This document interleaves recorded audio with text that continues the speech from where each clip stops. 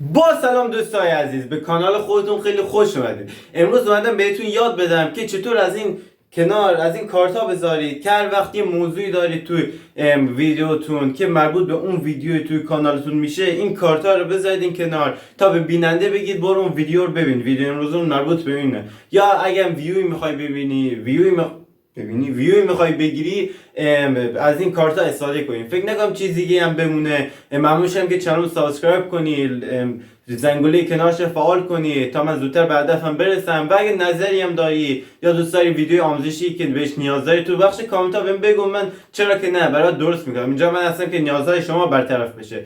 خب بریم سراغ تنکایی که باید بکنید. بیاید تو گوگل کرومتون بنویسید www.youtube.com. اگه شما یوتیوب رو به تنها سرچ کنید، ممکنه دوباره برید تو همون اپ یوتیوب، همون اپی که نصب کردید. میخوام براتون کاملا الان واضح توضیح بدم که چجوری روی ویدیوهاتون کارت بذارید. از این کنار اگه دقت کنید، این بالا بخش 3 نقطه، اگه خیلی وقته که میرید تو سایتش بخش 3 نقطه میاد. اگه اولین بار، دومین بار یا چندمین بارتونه، یه اینجوری حالت فلش به بالا اونو میزنید و بعد میذارید روی سایت مخصوص رایانه تا سیستمتون تبدیل بشه به سیستم کامپیوتر. اگه با زبان انگلیسی رفتی توش، نوشته تحت عنوان دسکتاپ سایت، لود بشه.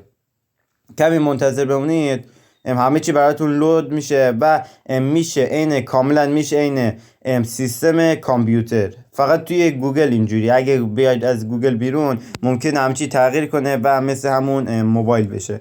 از این کنار روی این پروفایلتون میزنید. وقتی رو پروفایلتون زدید، یکم منتظر میمونید تا بالا بیاد و اونجا روی ویو یور چنل رو میزنید. وقتی روی ویو یور چنل رو زدید، منتظر میمونید تا اونجا هم آپلود بشه.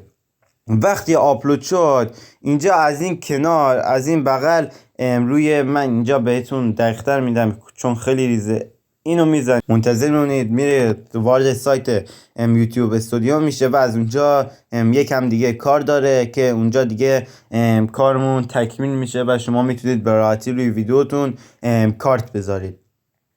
خب از این کنار شما رو بخش محتوا باید بزنید، از این کنار سمت چپ. یکم منتظر میمونید تا ویدیوهاتون رو بالا بیاره و نشون بده. تو مرحله بعد باید ویدیویی که روش میخواید لینک بذارید رو انتخاب بکنید. برای مثال من اینو میزنم. خب یکم منتظر میمونید تا ویدیوم رو بالا بیاره. خب وقتی ویدیو رو بالا آورد، از این کنار اینجا نوشته کارت، اینو میزنید روش. خب یکم منتظر میمونید تا بالا بیاد. بعد شما باید ویدیویی که میخواید روی لینکشو میخواید روی این ویدیوتون بذارید رو باید انتخاب بکنید. کار پیچیده ای نیست. از این بالا میزنید روی ویدیویی که میخواید بذارید رو انتخاب میکنید. برای مثال من میزنم خب وقتی اینو زدید، باید انتخاب بکنید که اون لینک کجای ویدیو براتون بیاد. برای مثال اینجا بیاد یا کجا بیاد. هر جا خواستید میتونید این آبی و هر جا که دوست دارید میتونید بذارید. برای مثال من اول میذارم. من مرحله آخر که با انجام بدید، توی لینکی که از اون بغل میاد، شما باید چی بنویسید، اونجا چی نوشته باشه. برای مثال میویسم برو این ویدیو رو تماشا کن.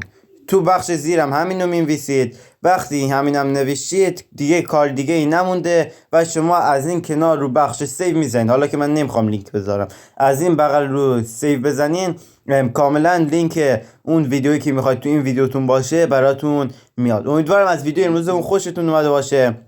اگه بهت کمک کرده که تو نیازت برطرف بشه، ممنون میشم لایک رو بزنی و تا ویدیو دیگه ممنون میشم که منتظرم بمونی. فعلا.